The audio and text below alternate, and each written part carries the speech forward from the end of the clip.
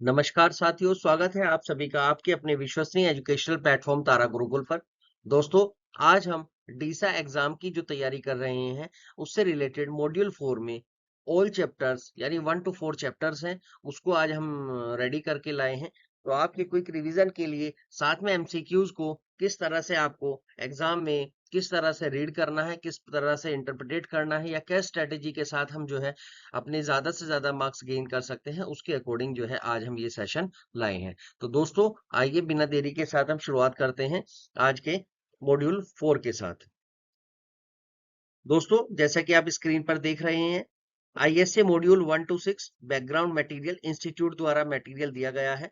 Information system audit 3.0 course यानी ये latest institute का कोर्स है, उसके अकॉर्डिंग जो है मॉड्यूल 4 आज हमने पिक किया है आज के सेशन के तौर पर। तो information system operation and management, ये हमारा चैप्टर मॉड्यूल का नाम है, जिसमें 4 चैप्टर हमें दिए गए हैं। 4 चैप्टर में 10-10 एमसीक्यूज हैं, जो कि आज हम डिस्कस करेंगे in detail. Chapter number 1 module 4 का इंफॉर्मेशन सिस्टम मैनेजमेंट। तो क्वेश्चन नंबर 1 पर आते हैं दोस्तों। Which of the following is a common feature for all policies. तो दोस्तों, इसमें जो सबसे सही आंसर है वो है सी, एक्सेप्टेबल यूज पॉलिसी।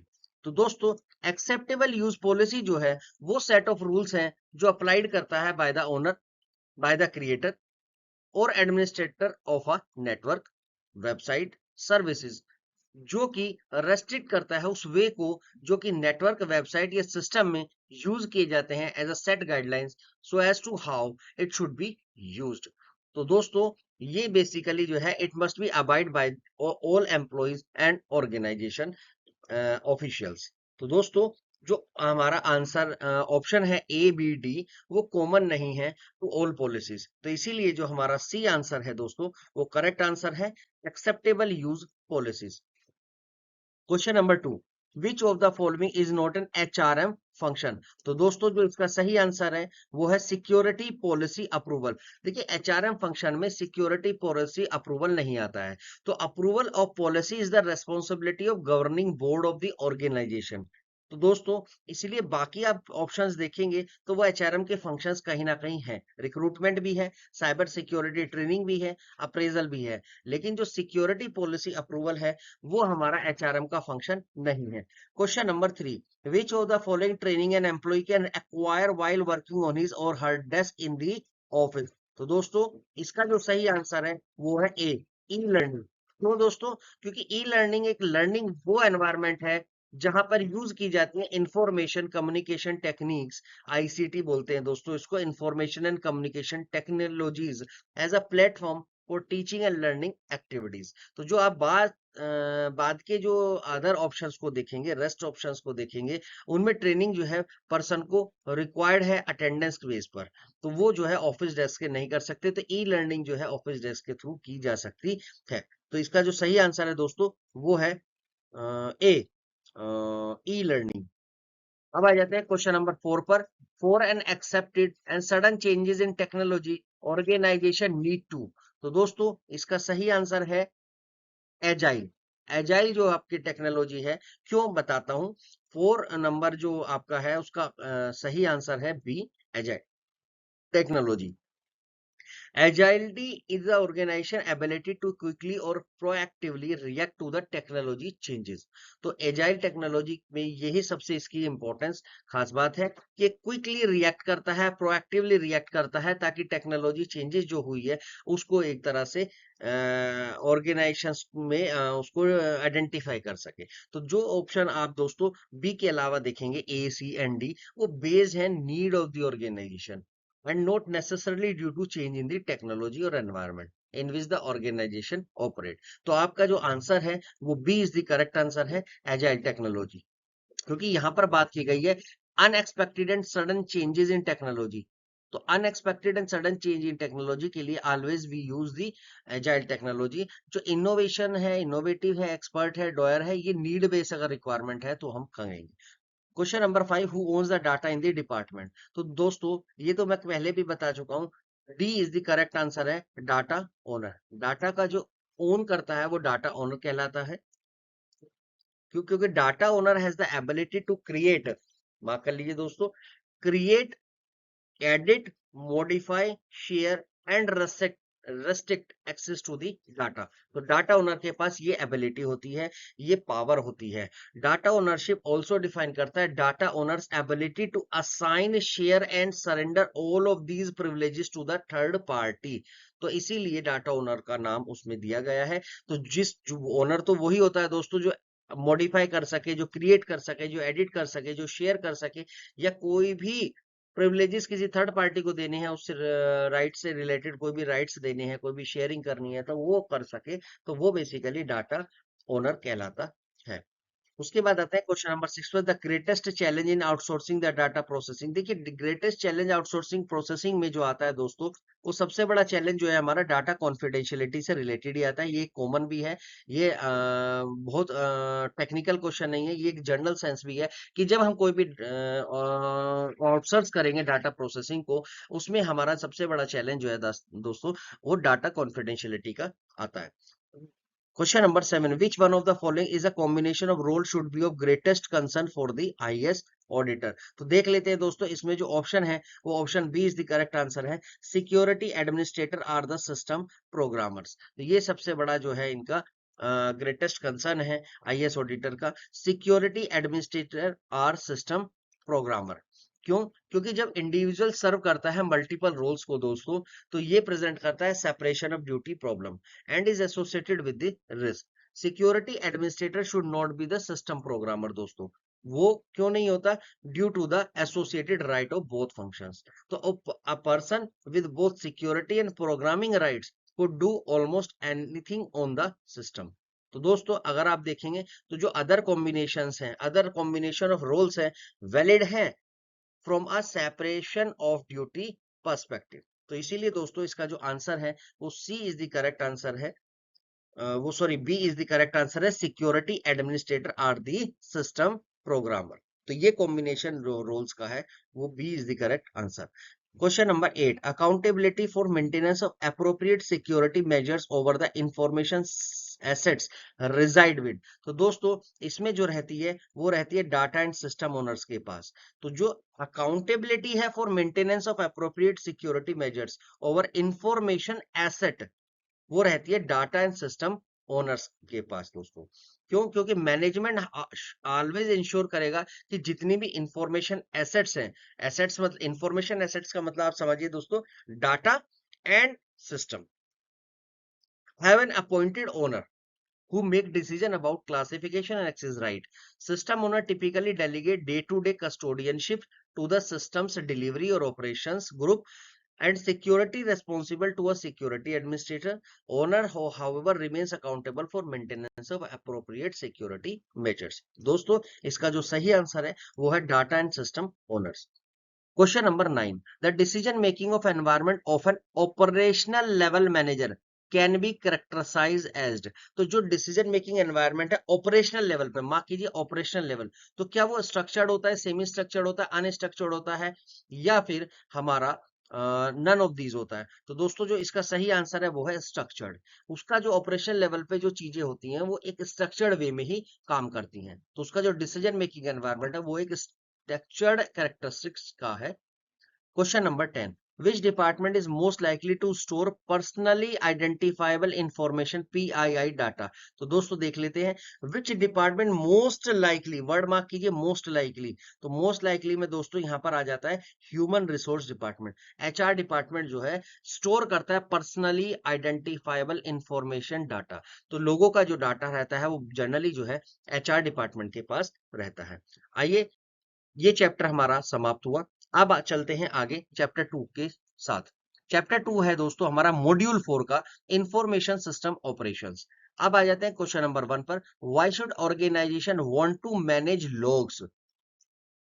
तो दोस्तों इसमें जो कहा है क्यों करता है, क्योंकि ऑर्गेनाइजेशन मैनेज लॉग्स क्यों करती है? To be informed when something unusual happens involving a system और एप्लीकेशन, बिल्कुल। To be able to do take action in response to a security events, बिल्कुल। To keep a record of all responses to security events. तो दोस्तों इसका जो answer है वो है डी। डी है इसका आंसर सही, ऑल ऑफ द अबव। आ जाते हैं क्वेश्चन नंबर 2 पर, when implementing a log management problem it's best to start with. तो कैसे किसके साथ स्टार्ट करेंगे? तो दोस्तों a careful review of the organization log management and reporting needs. तो सबसे इंपॉर्टेंट यही है, जब भी हम कोई लॉग मैनेजमेंट प्रोग्राम को इम्प्लीमेंट करते हैं तो हमें बेस्ट जो है स्टार्ट करना चाहिए with a careful review of the organization's log management and reporting needs. तो दोस्तों without understanding the logging capabilities the organization does not or has not and what information is needed from these logs। दोस्तों it's impossible to implement an effective log management program. तो दोस्तों जो इसमें answer है D is the correct answer, a careful review of the organization's log management and reporting needs। Question number 3 पर आते हैं दोस्तों। The security principle of least privileges is. तो सिक्योरिटी प्रिंसिपल में लीस्ट प्रिविलेजेस कौन सा है? तो दोस्तों इसमें जो है A is the correct answer है, the practice of limiting permission to the minimal level that will allow users to perform their jobs. तो ये सबसे बड़ा जो है हमारा सिक्योरिटी प्रिंसिपल है जो कि लीस्ट प्रिविलेजेस देता है। लीस्ट प्रिविलेजेस का मतलब हुआ कम से कम। तो दोस्तों इसमें जो है प्रिंसिपल जो लीस्ट प्रिविलेजेस है वो प्रैक्टिस होती है कि इसमें लिमिटेड एक्सेस राइट दो for user to bare minimum permissible they need to perform their work. तो कम से कम लिमिटेड राइट्स हमें देना है। The user are granted permission to at least, हमें रीड का दे दीजिए, राइट का दे दीजिए, एग्जीक्यूट ओनली द फाइल्स और resources they need to their job और restricting access right for application system, process and devices, only those permissions are required to perform authorized activities। जो उतना काम का नीड टू नो बेसिस पर है कि जितना आपको काम दिया उससे रिलेटेड आपको राइट्स दिए जाएंगे। तो इसका दोस्तों answer A is the correct answer है। क्वेश्चन नंबर 4 पर आते हैं, why does privileges creep pose as a security risk. तो दोस्तों इसका जो आंसर है वो है C, users have more privileges than they need and may use to perform actions outside of their job descriptions. ये होता है प्रिविलेजेस क्रीप। तो दोस्तों auditor certainly will question if they find that, auditor को हमेशा ही क्वेश्चन रहेगा if they find that the user have a greater privileges. ज्यादा से राइट क्यों दिए गए हैं? तो कम राइट तो उसको जितना काम है उसका उसको उतने ही राइट देने चाहिए, लिमिटेड एक्सेस ही होना चाहिए। अगर आप किसी को ग्रेटर प्रिविलेजेस देते हैं than need to perform their job, but the real risk is that disgranted user could abuse their elevated privileges। So answer जो है इसका C is the correct answer. तो इसलिए यूजर है more privileges than they need and may use to perform action outside of their job description. तो यहाँ पर auditor का कंसर्न हमेशा रहेगा, तो इस सिक्योरिटी रिस्क को डेफिनेटली वो हिट कर सकता है। उसके बाद आते हैं क्वेश्चन नंबर 5 पर, software configuration management is a discipline for systematically controlling.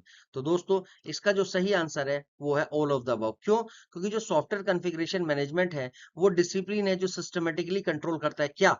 Changes due to the evaluation of work product as per project progress. तो चेंजेस करेंगे, that changes required due to defect being found which are to be fix, जो fix करने हैं bugs वगैरह हमें। Changes necessary due to change in the requirement, अगर law की requirement तो चेंज करना पड़ेगा, सिस्टम को अपडेट करना पड़ेगा, सिस्टम को सॉफ्टवेयर को कॉन्फ़िगर करना पड़ेगा। तो चार इसमें तीनों ही ऑप्शन जो है आपके सही है। तो जो आपका जो आंसर है वो 5 करेक्ट आंसर है। Question number 6, which of the following is the top priority that companies planning to implement an asset management system should examine. तो दोस्तों जो इसका सही आंसर है वो है C, specific data needs and business problems to be resolve.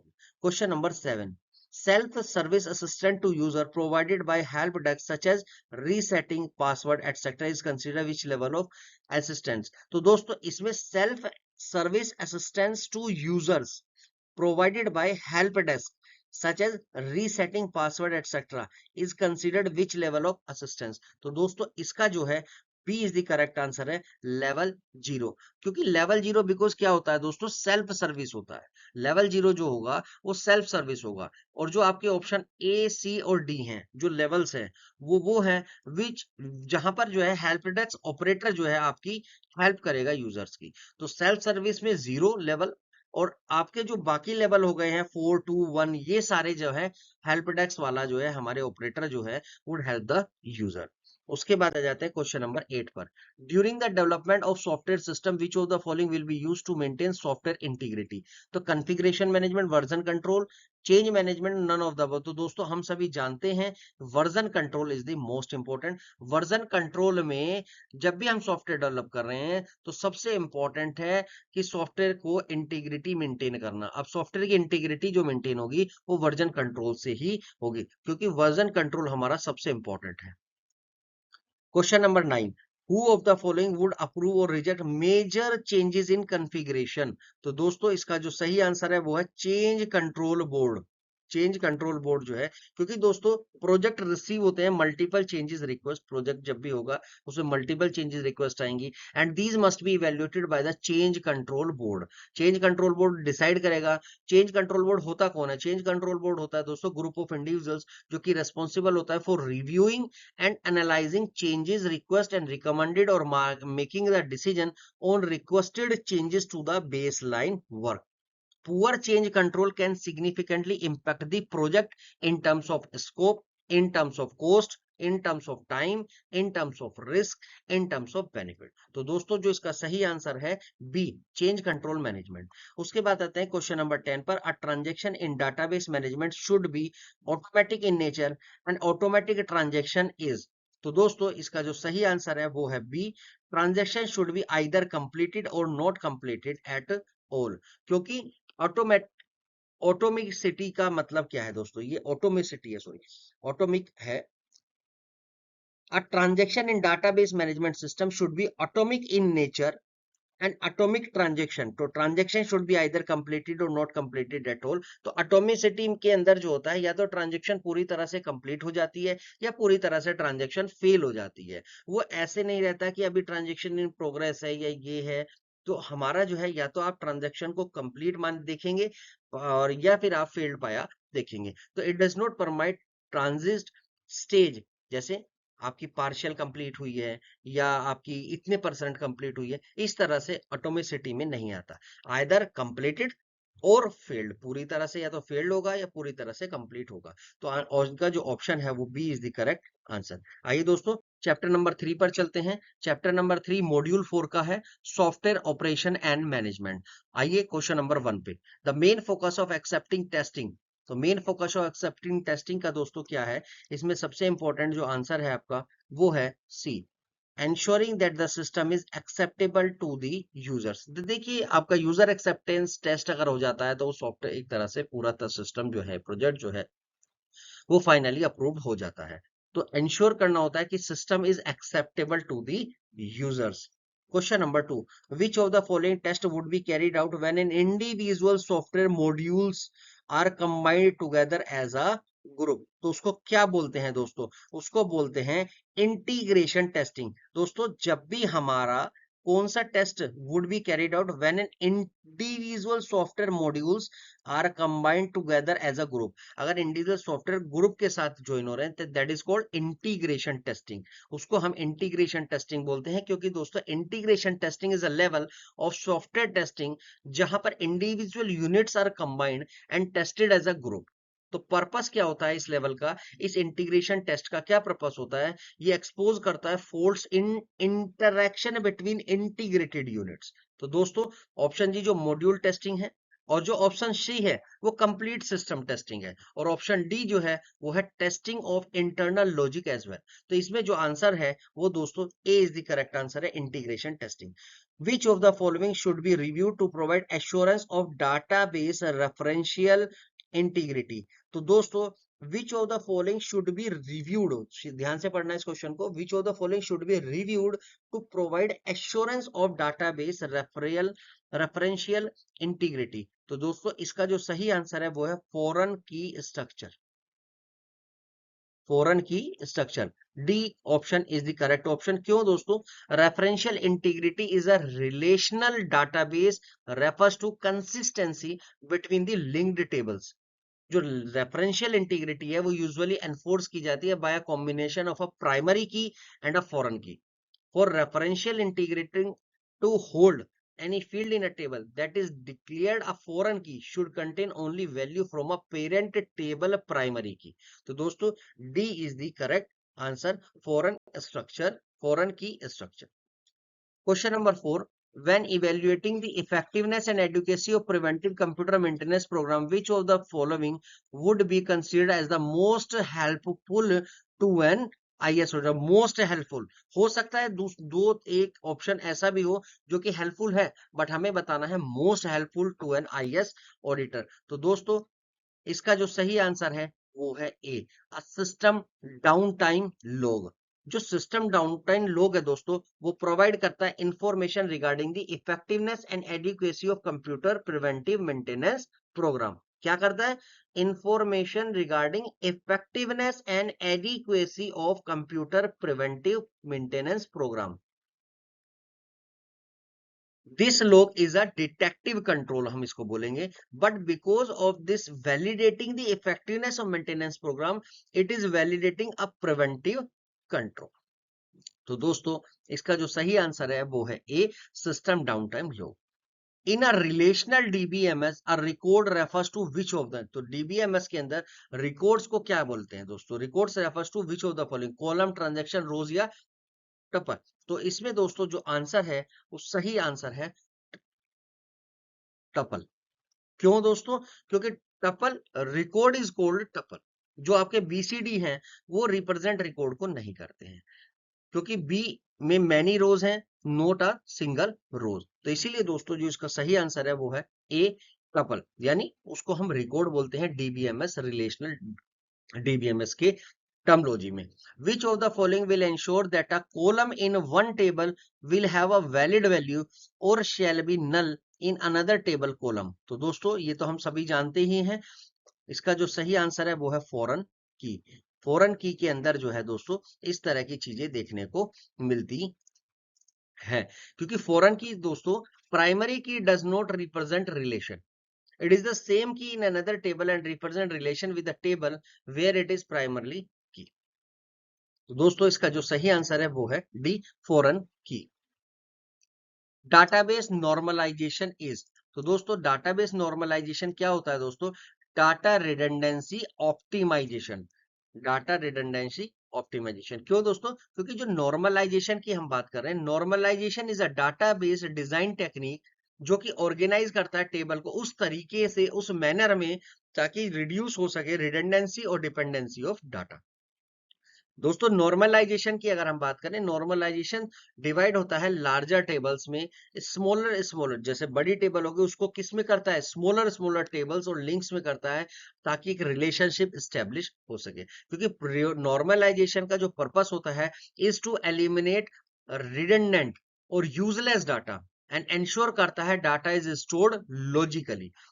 तो दोस्तों इसका जो सही आंसर है वो है A, data redundancy optimization. Which of the following, question number 8, which of the following is not a property of database transaction? तो दोस्तों insulation is not the property of a database transactions. ये तो हम सभी जानते हैं, देखने में भी लग रहा है, क्योंकि it is isolation not insulation. ये आइसोलेशन है, सॉरी, इसको इंसुलेशन लिख दिया, आइसोलेशन कर लीजिएगा। देखिए इसको, ये पढ़ते हुए मेरे को समझ आया कि ये तो इंसुलेशन तो कुछ नहीं है, आइसोलेशन होता है। A transaction in a database should be design in such a way it satisfy ACID property. A, atomicity, C, consistency, I, isolation and D, durability. तो दोस्तों ये आइसोलेशन कर लेना, हो सकता है इस मॉड्यूल में जो इंस्टीट्यूट ने करा है, बनाया है, उसमें ये स्पेलिंग एरर हो सकता है। तो ये आईसी इंसु इंसुलेशन नहीं है, आइसोलेशन है। इसीलिए दोस्तों ACID प्रॉपर्टी में ऑटोमिसिटी, सी माने कंसिस्टेंसी, आई माने आइसोलेशन, ड्यू मतलब ड्यूरेबिलिटी, इसको इसीलिए हम बोलेंगे आइसोलेशन। नोट कर लीजिए दोस्तों, आइसोलेशन, नोट इंसुलेशन। तो दोस्तों इसका जो सही आंसर है वो है डी, क्योंकि ये जो है, दिस मीन्स कि जब भी प्रोग्रामर है या जो डेवलपमेंट जो एडमिनिस्ट्रेटर है, वो डिफाइन करेगा ट्रांजैक्शन, जैसे इंसर्ट करेगा टेबल को, अपडेट्स करेगा, या जो भी करेगा वो ACID के टेस्ट के बेस पर करेगा। तो इसीलिए दोस्तों इसका जो आंसर है वो सी है, आइसोलेशन। तो जो डाटाबेस ट्रांजैक्शन की प्रॉपर्टी नहीं है वो है isolation. Question number 9. After discovering a security vulnerability in a third-party application that interfaces with several external systems, a patch is applied to a significant number of modules. Which of the following test should an IS auditor recommend? दोबारा से इस question को पढ़ लो दोस्तों. After discovering a security vulnerability in a third party application, हम एक third party application में कोई सिक्योरिटी जैसा वल्नरेबिलिटी मिली है that interfaces with several external system, a patch is applied to a significant number of modules. Which of the following test should an IS auditor recommend? तो दोस्तों इसमें जो हमारा recommended option है वो है सिस्टम. क्यों दोस्तों? क्योंकि अगर आप देखें इनमें जो एक्सटेंसिवनेस ऑफ पैचेस हैं, इंटरफेसेस टू एक्सटर्नल सिस्टम है, तो सिस्टम टेस्टिंग जो है हमेशा मोस्ट अप्रोप्रिएट रहेगी. System testing will test all the functionality and interfaces between the modules.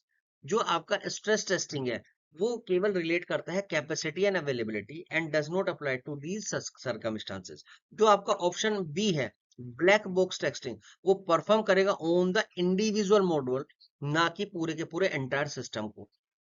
और जो आपका ऑप्शन सी है इंटरफेस टेस्टिंग, वो टेस्ट करेगा interaction with external systems but would not validate the performance of the change system. तो दोस्तों इसका जो सही आंसर है तो वो है डी, पूरा सिस्टम का ही हमें जो है टेस्टिंग करानी होगी.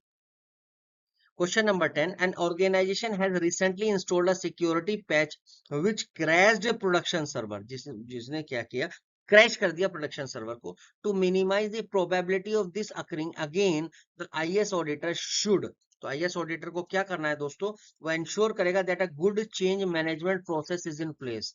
तो ये ध्यान रखना है कि गुड चेंज मैनेजमेंट प्रोसेस है आपका बना हुआ या नहीं है. क्यों दोस्तों? क्योंकि आईएस ऑडिटर मस्ट रिव्यू करेगा चेंज मैनेजमेंट प्रोसेस को including patches, management procedures and verify करेगा द प्रोसेस जो है एडिक्वेटली कंट्रोल्स और सजेशंस जो है अकॉर्डिंगली उसके अकॉर्डिंग देगा. तो वो एडिक्वेट कंट्रोल्स को, प्रोसेस को वेरीफाई करेगा और साथ में अपने सजेशंस अकॉर्डिंगली देगा. जो अदर चॉइसेस हैं या पार्ट हैं वो गुड चेंज मैनेजमेंट प्रोसेस है बट वो आईएस ऑडिटर की रिस्पॉन्सिबिलिटी नहीं है. अगर आप बाकी ऑप्शंस देखेंगे जो ए, सी और डी हैं, वो उनमें हम जो है बेसिकली वो है तो गुड चेंज मैनेजमेंट का पार्ट, बट उसमें जो आईएस ऑडिटर को करना है या आईएस ऑडिटर को जो मेनली करना है वो है IS auditor should ensure a good change management process is in place. आते हैं दोस्तों चैप्टर नंबर 4, मॉड्यूल 4 का आज का लास्ट चैप्टर है incident response and management. Question number 1. Basic operation of SIEM tool on the log collected from the devices is. तो दोस्तों ये वाला हम जानते ही हैं कि इसका जो सही आंसर है वो है लाइव कोरिलेटिंग द लॉग्स. क्योंकि SIEM टूल जो होता है उसमें जो लॉग कलेक्टेड होती हैं डिवाइसेस से वो लाइव कोरिलेटिंग द लॉग्स के बेस पर होती है. क्योंकि लॉग कोरिलेशंस जो है is about constructing the rules that look for sequences and patterns in log event that are not visible in the individual log axis. तो इंडिविजुअल log sources में ये सब चीजें नहीं दिखती है. जो बेसिक फंक्शन है SIEM का वो है कोरिलेट करना logs को, कैसे, ऑनलाइन, एंड परफॉर्म करना analysis that would otherwise be done by the repetitive human analysis. तो दोस्तों D is the correct answer.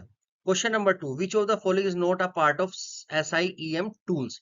तो सिम टूल्स का जो पार्ट नहीं है वो है दोस्तों एजेंट. एजेंट जो है सिम टूल्स का पार्ट नहीं होता है क्योंकि जो सिम है SIEM है वो डिफाइन कर रहा है as a complex set of technology to provide real time event collection, monitoring, correlating and analyzing the event across the separate sources. तो इसका मतलब यह है कि it is making it easier to monitor and troubleshoot IT infrastructure in real time. तो जो agent है दोस्तों वो थर्ड पार्टी टूल है फॉर सपोर्टिंग द डिवाइसेस. तो इसका जो सही आंसर है वो है agent C. C is the correct answer. Which one of is not the part of SIEM applications. तो दोस्तों इसमें जो है हमारा नॉर्मलाइजेशन जो है वो हमारा सिम एप्लीकेशन का पार्ट नहीं है. क्योंकि normalization is a database design technique that organizes table in a manner that reduces, जो मैंने ऊपर भी बताया क्या रिड्यूस करता है, redundancy and dependency of data को. तो नॉर्मलाइजेशन जो है वो डिवाइड होता है larger table into a smaller tables and links them using the relationships. तो option D is not the part of SIEM applications. अब आ जाते हैं क्वेश्चन नंबर 4 पर। How does a SIM tool handle the issue of completeness of log? तो दोस्तों इसका जो सही आंसर है वो है हैशिंग। हैशिंग से जो है आप जो है इस इशू को रिजोल्व कर सकते हैं। B, a privileged user with some knowledge on the internal structure of SIM data can easily delete logs, backdated logs, modify the existing logs। तो जो हैशिंग log फाइल है सर, या हैशिंग logs tools जो है हमारा log entries and storing the hash on the desk for future verification ensure करेगा कि integrity and completeness of the log को। अब आ जाते हैं क्वेश्चन नंबर 5 पर। The computer security incident response team, CSIRT। तो दोस्तों computer security incident response team एक होती है ऑर्गेनाइजेशन में। पब्लिश डिटेल डिस्क्रिप्शन और recent threat and IS auditor greatest, mark कीजिए, greatest concern should be that the users में। तो ग्रेटेस्ट कंसर्न जो होगा दोस्तों वो क्या रहेगा? तो दोस्तों ग्रेटेस्ट कंसर्न रहेगा use the information to launch the attack. क्योंकि दोस्तों एक organization computer security incident response team should always disseminate करेगी रिसेंट थ्रेट्स को, security guidelines and security updates to the user to assist them in understanding the security risk of error and omissions. तो दोस्तों इसका जो सही answer है वो है A, use the information to launch the attacks। Question number 6, the main goal of security operation centre. तो दोस्तों सिक्योरिटी ऑपरेशन सेंटर का जो मेन गोल होता है वो होता है डिटेक्ट करना, एनालाइज करना और रेस्पॉन्ड करना। तो ध्यान रखना है, डिटेक्ट, एनालाइज एंड रेस्पॉन्स। तो 6 का जो है बी आंसर करेक्ट है, क्योंकि सिक्योरिटी ऑपरेशन सेंटर जो है एक सेंट्रलाइज फंक्शन है within the organization, employing people, process and technology to continuously monitor and improve an organization's security posture while preventing, detecting, analyzing and responding to the security incidents। तो reporting जो है SOC का part नहीं होता है। जो reporting जो यहाँ पे लास्ट में लिखे हैं वो रिपोर्टिंग एसओसी का पार्ट नहीं है, एसओसी का पार्ट है detect, analyze and respond. Question number 7, what is the primary purpose of an incident management program? तो दोस्तों इंसिडेंट रेस्पॉन्स मैनेजमेंट प्रोग्राम का एम होता है manage the life cycle of all the incidents, unplanned interruptions या reduction in quality of IT services, दोनों ही तरह के। तो primary objective of this program is to identify, assess, analyze and correct the incident to prevent a future reoccurrence, आगे ना हो, and to make available the IT services to the users as quickly as possible। तो दोस्तों जो इसका सही answer है वो है identify and assess the incident। A is the correct answer। Question number 8, SOC shall be ineffective without the support of। तो दोस्तों इसमें जो सही आंसर है वो है top management. SOC shall be ineffective without the support of, top management का support नहीं होगा तो SOC का कोई भी फायदा नहीं है, SOC स्टैब्लिश ही नहीं हो पाएगी। तो correct answer is C, without clear execution support SOC में be ineffective and its value will not be realized। creating an effective SOC, उसमें हमें हमेशा जो है सपोर्ट चाहिए, स्टेक स्टैब्लिश क्लियर मैंडेट चाहिए, एसओसी का लॉन्ग टर्म स्ट्रेटेजी चाहिए। वो कौन देगा? तो वो टॉप मैनेजमेंट देगा दोस्तों। Question number 9, phase of an incident program management program. तो इंसिडेंट मैनेजमेंट प्रोग्राम के फेज कौन कौन से हैं? तो दोस्तों इसमें आप याद रख लीजिएगा, prepare, respond and follow up. Question number 9 का आंसर है ए। इंसिडेंट रेस्पॉन्स प्रोग्राम जो है जो डिवाइडेड है वो 4 ब्रॉड फेसेस में डिवाइडेड होता है। लिख लीजिए कहीं, इंसिडेंट रेस्पॉन्स मैनेजमेंट प्रोग्राम जो है, इंसिडेंट रेस्पॉन्स प्रोग्राम 4 भागों में बटा हुआ है। सबसे पहला भाग है प्रिपरेशन, दूसरा डिटेक्शन एनालिसिस, तीसरा कंटेनमेंट, इरेडिकेशन एंड रिकवरी, चौथा आता है पोस्ट इवेंट एक्टिविटी। तो जो ऑप्शन ए है prepare, respond and follow up, ये करेक्ट इन ऑर्डर है। जो आप देखेंगे BCD वो कंप्लीट ऑर्डर में नहीं है, तो आपको ध्यान रखना है prepare, respond and follow up, option A is the correct answer। question number 10, within an incident response management program the containment phase aims to। तो अगर इंसिडेंट रेस्पॉन्स मैनेजमेंट प्रोग्राम में कंटेनमेंट फेज का उद्देश्य क्या है? तो दोस्तों जब भी कोई ब्रीच होता है वो फर्स्ट डिस्कवर किया जाता है इन अ कंटेनमेंट फेज। याद रखिएगा, जब भी कोई ब्रीच होगा, जब भी कोई वॉयलेशन होगा, is firstly discovered in the containment phase. The incident response team after having gathered the information and gain an understanding of the incident will begin to combat the threats by taking action to prevent further damages such as closing port या blocking the IPs। तो ये हम जो है सबसे पहला काम करेंगे। तो जो ऑप्शन बी है दोस्तों वो सही है, रिड्यूसेस द इम्पैक्ट, इम्पैक्ट को कम करता है। तो याद रखना है, जब भी ब्रीचेस होंगे firstly discovered in a containment phase. तो दोस्तों आइए, आज हमने कंप्लीट किया मॉड्यूल 4, जिसमें हमने अराउंड 40 एमसीक्यूज को कंप्लीट किया है, और हम उम्मीद करते हैं कि आपकी तैयारी बहुत अच्छी चल रही होगी और आप अपने एग्जाम्स के लिए पूरी तरह से रेडी हैं। तो आइए दोस्तों, नेक्स्ट वीडियो में मॉड्यूल 5 हम लाकर आपको देंगे, जो कि बहुत ही बेहतर और सरल स्ट्रेटजी के साथ रेडी किया जाएगा। तो दोस्तों मिलते हैं अगले वीडियो में अगले कंटेंट के साथ। नमस्कार दोस्तों, जय हिंद, जय भारत।